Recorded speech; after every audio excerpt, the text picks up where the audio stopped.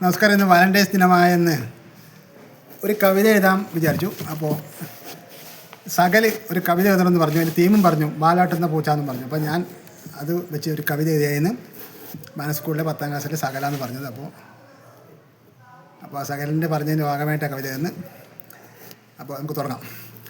വാലാട്ടും പൂച്ച നല്ല പൂച്ച, മുറ്റത്ത് കൂടെ കുണുങ്ങി നടക്കും പൂച്ച.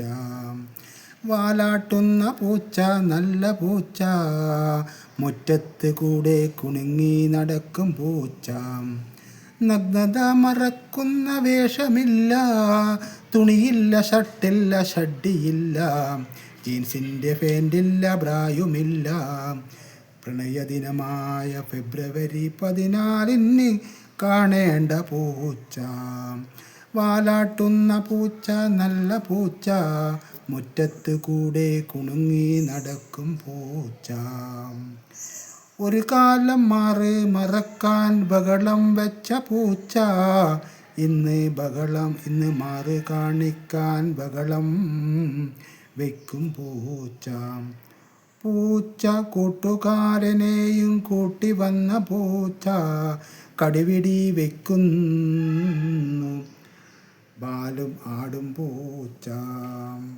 വാലൻ്റൈൻ ദിനത്തിൽ സ്നേഹപ്രകടനമാം ശബ്ദത്തിൽ കടിപിടി കൂടി ഓതിരം മറിയും പൂച്ച.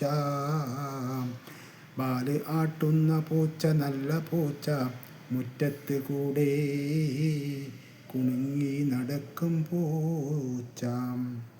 പുലിവർഗ പാരമ്പര്യമുള്ള പൂച്ച,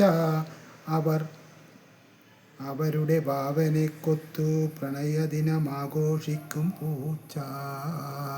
പാല് ആട്ടുന്ന പൂച്ച നല്ല പൂച്ച, മുറ്റത്ത് കൂടി കുണുങ്ങി നടക്കും പൂച്ച.